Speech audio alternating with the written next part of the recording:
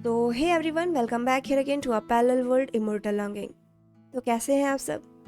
I hope सब बहुत अच्छे होंगे। तो फिर चलिए ज़्यादा टाइम नहीं वेस्ट करते हैं और शुरू करते हैं आज का update. Let's get started.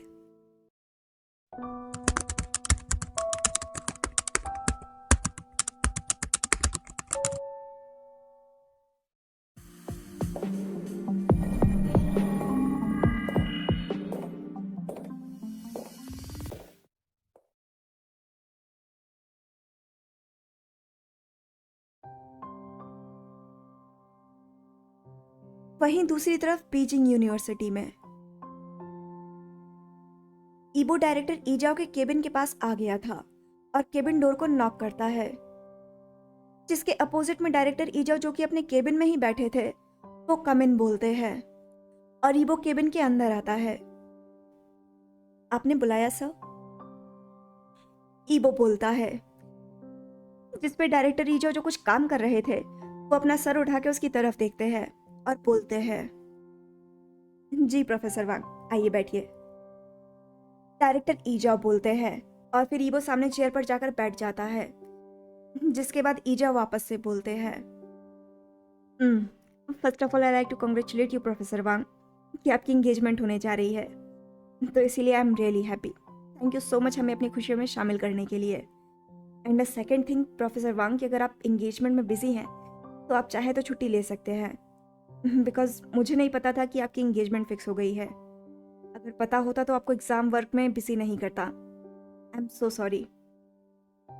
Director ईजा अपनी बात प्रोफेसर वांग यानी कि ईबो के सामने रखते हैं, क्योंकि उन्हें कोई आइडिया नहीं था इसके बारे में, और अभी जब उनके ऑफिस में ये हैम्पर आया तब जाकर उन्हें इसके बारे में पता चला, इसीलिए।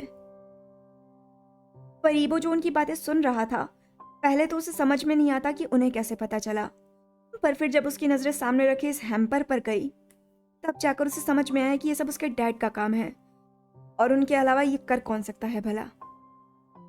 पर उन्हें यहाँ बताने की क्या जरूरत थी, वो उनकी बात मान तो रहा था ना। फिर भी उसकी यूनिवर्सिटी में हैम्पर भिजवा दिया, आखिर क्यों?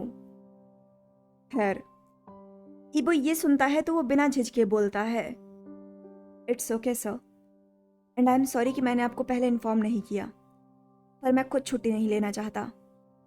अभी स्टूडेंट्स के एग्ज़ाम शुरू होने वाले हैं और अगर इस बीच में लीव ले लूँगा तो स्टूडेंट्स का नुकसान हो जाएगा। और रही बात एग्ज़ाम्स ड्यूटी की, तो वो मैं करूँगा, क्योंकि स्टूडेंट्स हर चीज़ से पहले हैं। Oh, that's very nice of you professor Wang, director ईजा बोलते हैं, क्योंकि ऐसा कम देखने को मिलता है कि कोई अपनी खुशी और जिम्मेदारियों के बीच में जिम्मेदारियां चुनता है। पर डायरेक्टर ईजाओ की सोच से परे ईबो भी अपनी जिम्मेदारियां नहीं चुन रहा था, बल्कि वो भी अपनी खुशियां ही चुन रहा था, क्योंकि उसकी ये जिम्मेदारी ही उसकी खुशी है। यहाँ उसको सुकून मिलता है, उसकी खुशी है, उसका जान है यहाँ पर। प्रोफेसर बनना उसका सपना था और जान उस सपने में मिलने वाला एंजल जो उसको सुकून देता है, तो वो उसको कैसे छोड़ सकता है, वो भी अभी, जबकि कुछ दिनों बाद जब एग्जाम्स खत्म हो जाएंगे तब उसे छोड़ना ही है। तो कम से कम कुछ दिन वो इन यादों को ही समेट ले जब तक वो यहाँ है। इसीलिए वो भी बस साफ मना कर देता है, हाँ बहाना स्टूडेंट्स थे, क्योंकि असली वजह वो क्लियरली बता नहीं सकता था। खैर, डायरेक्टर ईजो जब ईबो का डिसीजन सुनते हैं तो वो बोलते हैं, उसकी बात को कंटिन्यू करते हुए, आई मस्ट से प्रोफेसर वांग, आप बहुत ही अच्छे प्रोफेसर हैं और स्टूडेंट्स भी काफ़ी लकी फील कर रहे होंगे आपको पाके, क्योंकि जहाँ तक मैंने देखा है लोग ऐसी सिचुएशन पर लीव ले लेते हैं, इसीलिए। खैर, अगर आप नहीं ले रहे तो मतलब सच में आप बहुत जिम्मेदार हैं, पर फिर भी अगर आपको लीव की ज़रूरत हो तो आप ज़रूर बताइएगा। या sure sir, thank you so much. जिसके बाद ईबो भी बस उनकी बात पर एग्री करता है और थैंक यू करता है। हाँ, वो अलग बात है कि इसका कोई मतलब नहीं था, पर फिर भी। खैर, कुछ देर ऐसे ही प्रोफेसर और डायरेक्टर बातें करते हैं सिलेबस और एग्जाम्स के बारे में। फिर ईबो केबिन से चला जाता है अपना बचा हुआ काम खत्म करने, क्योंकि आखिर आज उसे डेट पर जो जाना है अपने शिमलेस बनी के साथ। खैर, उसके शिमलेस बनी की बात आए और वो ना दिखे, ऐसा तो हो ही नहीं सकता। तो इस वक्त वो जनाब यूनिवर्सिटी के रास्ते में थे कि तभी उनके बड़े से दिमाग में एक छोटा सा आइडिया आया। आखिर वो आज पहली बार अपनी ईगा के साथ डिनर डेट पर जा रहा है, तो कुछ तो प्लान करना बनता है ना, जिससे उनका ये डिनर डेट मेमोरेबल बन सके। इसीलिए वो कुछ सोचता है और डिनर डेट को मेमोरेबल बनाने के लिए प्लानिंग करने लगता है। वहीं दूसरी तरफ कुसू यूनिवर्सिटी में शुआन और चैंग इस वक्त ऑफिस में बैठे हुए थे और वहीं सामने यूनिवर्सिटी के डीन बैठे हुए थे। हेलो मिस्टर हाउ, आपके डैड ने अभी मुझे बताया, वो कह रहे थे कि आपको कोई जानकारी चाहिए यहाँ के किसी पुराने स्टूडेंट के बारे में। तो क्या मैं जान सकता हूँ कि आप किसके बारे में जानना चाहते हैं? वो पोलाइटली पूछता है, जिस पर शुआन बताता है, एक्चुअली सर मेरे रिलेटिव में है एक, उनके दोस्त डेविन और ली वोहान के बारे में। डेविन और ली वोहान। वो विस्पर टोन में नाम को मम्बल करता है और बोलता है, ली वोहान नाम तो सुना सुना सा लग रहा है, पर डेविन पता नहीं। वैसे क्या आप बता सकते हैं कि वो किस बैच के स्टूडेंट थे? I don't know sir, exact तो नहीं पता, बट आई थिंक अराउंड 2014, 15 या 16। शुआन कैलकुलेट करके बोलता है, जैसे उसे भी नहीं पता कि यही होगा या नहीं, क्योंकि उसकी मैथ्स भी इतनी अच्छी नहीं थी। प्लस कौन सा उसने ईबो की ग्रेजुएशन की डेट देखी है, पर फिर भी उसने कोशिश की। वहीं चैंग उनकी बातें सुन रहा था। वहीं डीन फिर बोलता है शुआन की बात सुन के, ओके 2015, तो उसके बारे में आपको एडमिनिस्ट्रेटिव ब्लॉक ही जाके पता चलेगा, क्योंकि 2015 के वक्त इस यूनिवर्सिटी में पुराने डीन थे जो कि अब रिटायर हो गए हैं। आप एडमिन ब्लॉक जाके देखिए, वहां शायद आपको कुछ मिल जाए। मेरा प्यून आपको पहुंचा देगा। Okay sir, thank you so much. No problem mister Hao. Dean politely smile करते हुए बोलता है और फिर प्यून को बुलाता है, जिसके बाद प्यून आता है और दोनों को एडमिनिस्ट्रेटिव ब्लॉक के रास्ते ले जाता है। वहीं चैंग के दिमाग में एक सवाल आ रहा था जो वो शुआन से पूछता है, हे डूड, ये डीन लिवोहन का नाम ऐसे क्यों ले रहे थे, जैसे वो उसको जानते हो? चैंग पूछता है, जिस पे शुआन भी गौर करके बोलता है, हाँ सस्पिशियस तो मुझे भी लगा, पर मुझे नहीं लगता कि वो जानते होंगे, क्योंकि उन्होंने ये भी तो बोला कि उस वक्त कोई और यहाँ पर डीन थे, तो इसीलिए शायद वो नहीं जानते होंगे। हाँ हो सकता है। चैंग भी शुआन की बात पर एग्री करता है और रास्ते पर फोकस करता है। वहीं प्यून जो आगे आगे चला जा रहा था, वो पहले तो ध्यान नहीं दे रहा था, पर फिर जब उसने ये नाम सुना तो बस ऐसे ही कैजुअली बोलता है, जैसे वो आमतौर पर सबसे बोलता है। दरअसल डीन ने इसलिए इस नाम को सोचा क्योंकि ली वोहान के नाम का एक प्रोफेसर इस कॉलेज में पढ़ाता है, इसीलिए उन्हें लगा कि शायद आप उनके बारे में पूछ रहे हैं। पर जरूरी तो नहीं है ना कि यही वो इंसान हो, इसीलिए बस उन्होंने इस बात को जाने दिया और कुछ नहीं। वो प्यून तो अपनी बात पूरी करता है इस उम्मीद में कि ये दोनों उसकी बात पूरी सुने होंगे, पर शुआन और चैंग सिर्फ वहीं पर टिक गए और एक दूसरे को देखने लग गए जब उन्होंने ये सुना कि ली वोहान नाम का एक आदमी इस कॉलेज में पढ़ाता है। मतलब क्या पता वो वही हो, क्योंकि अगर वो वही है जिसको ये खोज रहे हैं तो डेविन के चेहरे के साथ साथ ये लोग ये भी जान जाएंगे कि ये डेविन था कैसा। शुआन और चैंग पूछते हैं और साथ में चल रहे प्यून से पूछते हैं, हे तुमने कहा कि ली वोहान यहाँ कॉलेज में है, राइट? तो वो कहाँ है? क्या हमें उनसे एक बार मिलवा सकते हो? जिसपे प्यून जो उनकी बात सुनता है तो वो भी मान जाता है, क्योंकि ना मानने का उसके पास कोई रीज़न भी नहीं था। आखिर यही तो उसका काम है, ऑर्डर्स को फॉलो करना, इसीलिए वो भी बस मान जाता है और ले चलता है उन्हें ली वोहान के पास, जो इस वक्त टीचर्स रूम में बैठे थे। स्टाफ रूम के पास पहुंचते ही वो प्यून अंदर जाता है और एक 30 से 31 साल के आदमी को बाहर बुलाता है और बाहर लाकर शुआन और चैंग के सामने खड़ा कर देता है और वहां से खुद चला जाता है, ये कहकर कि अगर ज़रूरत हो तो बुला लीजिएगा। वहीं वो जो 30 से 31 साल का आदमी था, वो जब अपने सामने अपने से छोटे यानी कि उसके स्टूडेंट्स इतने बराबर यंग मैन को देखता है तो वो कंफ्यूज हो जाता है, क्योंकि वो उन्हें पहली बार देख रहा था। और वही हाल सामने शुआन और चैंग का भी था, वो भी उन्हें पहली बार देख रहे थे। तो कंफ्यूजन, क्वेश्चन और शायद अजम्पशन सब एक साथ उनके चेहरे पर माहौल में मिक्स था। तीनों एक दूसरे को देखकर एक साथ पूछते हैं पर डिफरेंट सवाल। आप कौन? आप ही ली वुहान हो, लान वांग यीबो के दोस्त? लान वांग यीबो? वो 30 से 31 साल का आदमी जब ये नाम सुनता है तो खुद में ही विस्पर करता है, जैसे कि उसने कई सालों बाद ये नाम सुना हो, जैसे कि इस नाम ने उसकी कई सालों की पुरानी याद ताज़ा कर दी हो। हाँ, यही वो आदमी था, ली वुहान, जिसे चैंग और शुआन ढूंढ रहे थे।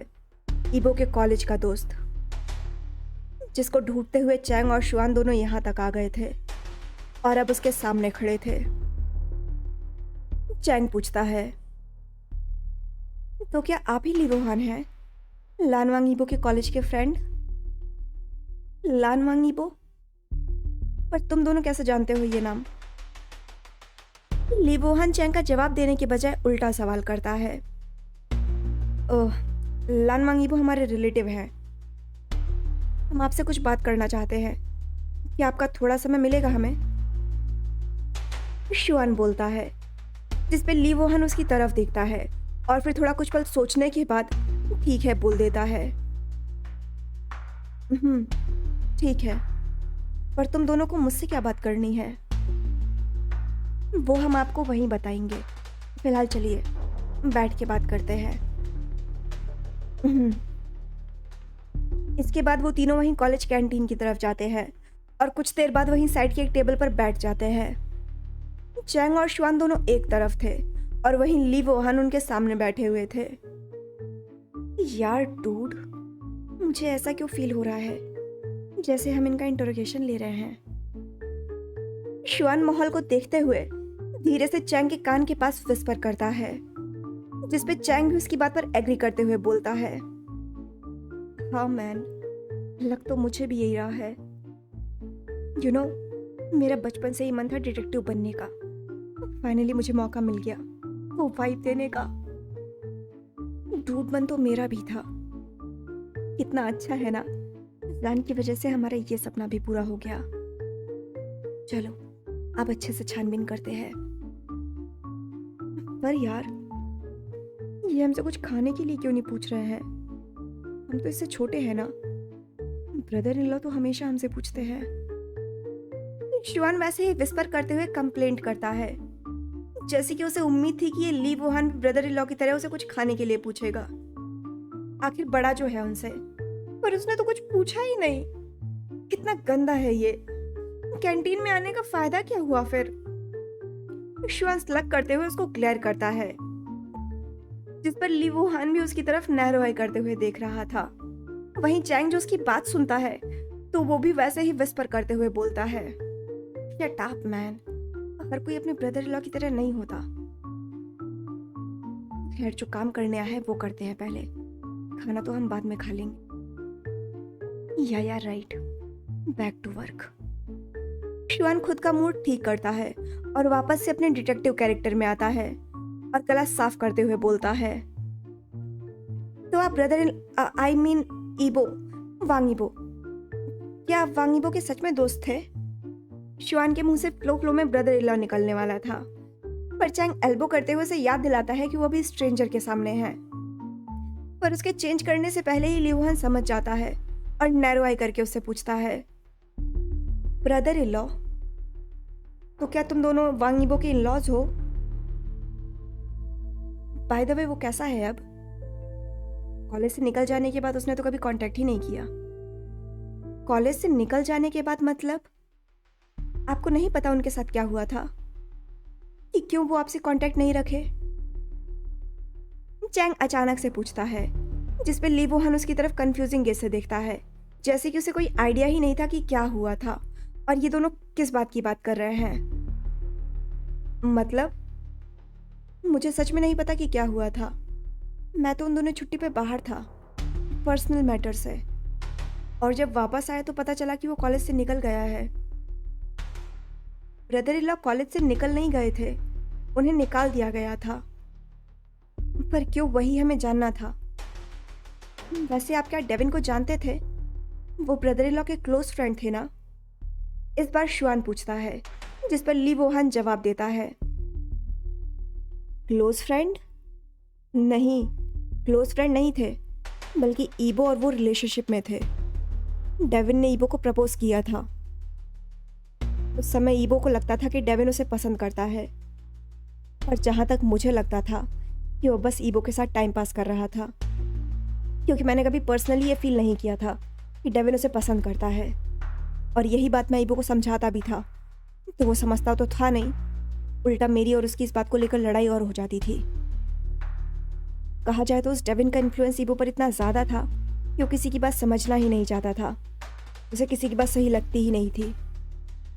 जो डेविन कहता था वही उसे करना होता था, और वही वो मानता था, भले ही उसका मानने का मन ना हो या उसे डर लग रहा हो कि उसके डैड या उसकी मॉम क्या बोलेंगे, पर फिर भी वो करता था।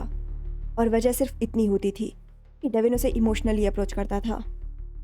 पर ईबो को लगता था कि डेविन अच्छा है, उसे पसंद करता है, तो वो भी बस मान जाता था। कभी कभी तो कॉलेज आवर्स में मैंने उन्हें क्लासेस बंक करते हुए भी देखा है, और कभी कभी तो रोमांटिकली क्लोज आते हुए भी। पर वही था ना कि मैं कुछ भी बोलता था तो हमारी लड़ाई हो जाती थी, इसीलिए मैंने बोलना ही बंद कर दिया था। ओह, तो क्या उस डेविन का इन्फ्लुएंस इतना था ब्रदर इन लॉ पे कि ब्रदर इन लॉ सिर्फ उसकी ही बात मानते थे? हम्म, कह सकते हो, क्योंकि मेरे केस में तो अक्सर ऐसा ही होता था। मैं कहता था कि डेविन सही नहीं है, तो वो नहीं सुनता था। मैं कहता था कि यहाँ वो तुम्हें मैनिपुलेट कर रहा है, तो वो साफ मना कर देता था मानने से, ये बोलकर कि वो भला ऐसा क्यों करेगा, ऐसा कुछ नहीं है, तुम कुछ ज़्यादा ही सोच रहे हो। पर ऐसा क्यों? आई I मीन आपको ऐसा क्यों लगता था कि डेविन सही नहीं था? एक्चुअली डेविन का कैरेक्टर कॉलेज में एक प्ले बॉय की तरह था, और अगर अचानक से ही उस जैसा पर्सन कॉलेज के दूसरे दिन ही अपने जूनियर यानी कि ईबो को अप्रोच करना शुरू कर दे, वो भी उस पर्सन को जिसने पूरी क्लास के सामने ही अपने रैगिंग के पहले दिन ही अपना फर्स्ट देने से मना कर दिया हो, तो कोई क्या सोचेगा? ऑब्वियसली मुझे तो यही लगता था, ये मेरी पर्सनल गट फीलिंग कहती थी कि वो सही नहीं है। और बाद में जब वो ईबो को मैनिपुलेट करने लगा तो मेरी फीलिंग सही होने लग गई। मैनिपुलेट करता था मतलब? चैंग पूछता है। मैनिपुलेट करता था मतलब? मैनिपुलेट करता था मतलब ईबो को इनकरेज करता था कुछ ऐसे कामों में जो ईबो नहीं करना चाहता था, जैसे कि घर में झूठ बोलना, जैसे कि घर पे झूठ बोल के उसके साथ घूमने जाना, कॉलेज बंक करना, कहानियाँ बनाना, मुझसे बातें छुपाना, और भी बहुत कुछ करते थे वो लोग। ओह, तो मतलब डेविन आप लोगों का सीनियर था और ब्रदर इन लॉ का बॉयफ्रेंड। शुआन ली वोहान की बात सुन के कंक्लूजन पर आते हुए बोलता है। वहीं ली वोहान भी हामी में हेड नोट करता है, जैसे कि उसके कंक्लूजन को परमिट कर रहा हो कि हाँ यही था। वहीं इस बार चैंग कुछ सोच के पूछता है, जिस पे ली वोहान फिर कंफ्यूज हो जाता है, जैसे कि उसे इस बारे में कुछ नहीं पता। क्या आप उस कंट्रोवर्सी को जानते थे जो ब्रदर इन लॉ और उनके फैमिली पे बनी थी? कंट्रोवर्सी? शायद नहीं, क्योंकि बताया ना मैंने कि मैं पर्सनल मैटर से छुट्टी पे था। यहाँ क्या हुआ मुझे नहीं पता, कोई आइडिया नहीं था मुझे। तो क्या आपके पास डेविन की इमेज या कुछ है जो हम देख सकते हैं? शुआन पूछता है, जिस पे लिवोहान हेड शुक करते हुए जवाब देता है, आई थिंक नहीं, पर तुम इंटरनेट से कॉलेज की साइट से 2015 या 14 की एक्टिविटी चेक करो तो शायद मिले, या फिर एडमिन ब्लॉक से 2014 की स्टूडेंट लिस्ट से हो सकता है। ठीक है, हम चेक कर लेंगे। And thank you so much हमें अपना टाइम देने के लिए। अब हम चलते हैं, शुआन बोलता है, और फिर दोनों चेयर से उठने लगते हैं। पर ली वोहन उसे फिर कुछ बोलते हुए रुकता है। वैसे वैसे तुम दोनों ईबो के इन लॉज हो, तो मतलब ईबो की शादी हो गई, वो कैसा है अब और क्या कर रहा है अभी? ली वोहान उन दोनों से ईबो के बारे में एक बार फिर पूछता है कि वो कैसा है और क्या कर रहा है, जिस पे शुआन जवाब देता है, मैं हर चीज तो आपको नहीं बता सकता, पर इतना जरूर बता सकता हूँ कि हाँ वो खुश है, बीजिंग यूनिवर्सिटी में प्रोफेसर है, और शादी नहीं, वो अभी नहीं हुई है, पर जल्दी ही हो जाएगी मेरे दोस्त से। ओह, फिर तो उसे कॉन्ग्रेचुलेशंस कहना। होप कि हम भी जल्दी ही मिले। या विश सो।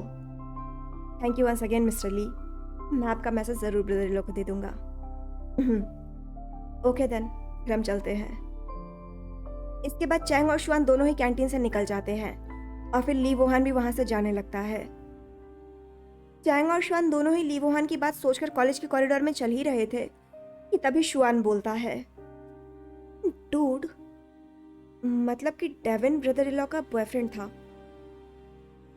अगर जान को ये बात पता चलेगी तो वो क्या सोचेगा? आई डोंट नो मैन, पर जो भी हो हमें बताना तो पड़ेगा ही। वैसे मैं तो चाहता था कि जान को ये सब ब्रदर इन लॉ ही बताते तो ज़्यादा सही होता, पर जान का ये सब अभी जानना भी ज़रूरी है। शायद इससे ब्रदर इन लॉ की ही हेल्प हो सके उनके ट्रॉमा के लिए,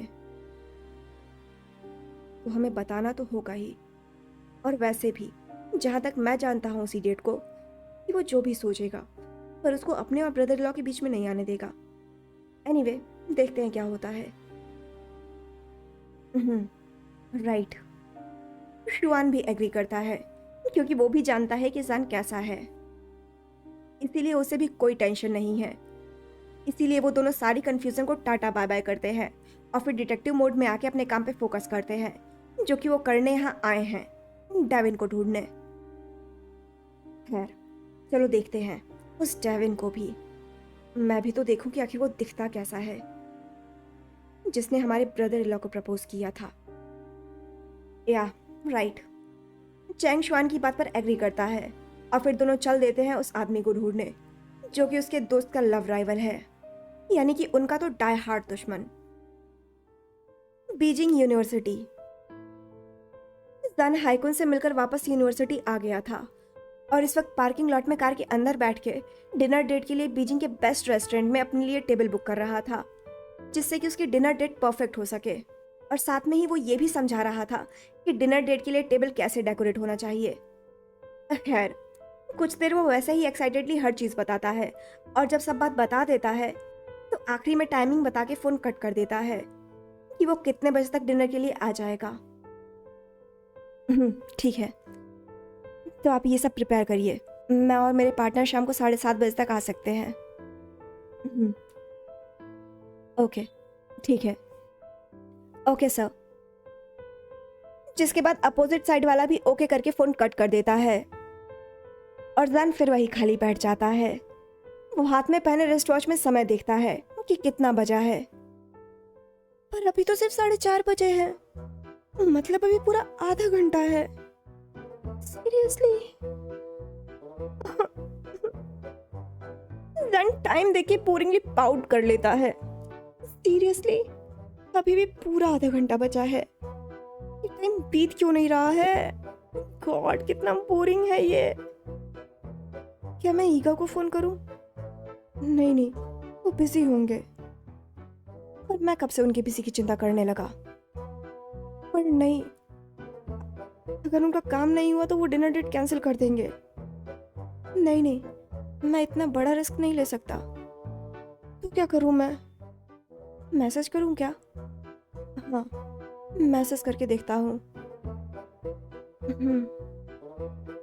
जान ईबो को मैसेज करने की सोचता है कि उसके मैसेज करने से पहले ही एक मैसेज खुद ब खुद ही उसके पास आ जाता है, जिससे जान की गुस्से वाला मोड ऑन हो जाता है, बिल्कुल एंग्री बनी वाला लुक, पियर्सिंग आईज के साथ क्यूट पाउटी किड, ऐसे जैसे उसका प्लान कैंसिल हो गया था। पर नहीं, प्लान कैंसिल नहीं हुआ था, बस समय थोड़ा और बढ़ गया था। इंतजार का, पहली डेट का पहला इंतजार। I will be late, teachers की एक मीटिंग है। Go home and eat your medicine and get ready, मैं आके पिक कर लूंगा। ये मैसेज ईबो का था, जिसको देख के सन बिल्कुल फ्यूरियस बनी हो गया था। सीरियसली मैन, ये यूनिवर्सिटी वालों को अभी मीटिंग रखनी थी क्या? आह, यार अब ये कितना बोरिंग हो रहा है, अब और वेट करना पड़ेगा। यार don't worry son, don't worry, have patience. इंतजार करने का फल मीठा होता है। पहली डेट का पहला इंतजार। You just have to wait patiently. गस जरूर आएंगे। जैन खुद को समझा रहा था और इनकरेज कर रहा था कि वो वेट कर सकता है, नो प्रॉब्लम। ईगा के लिए ये सब चलता है। खैर, जहां जैन स्लकिंग किड की तरह वेट कर रहा था, वहीं ईबो का भी हाल कुछ कम नहीं था।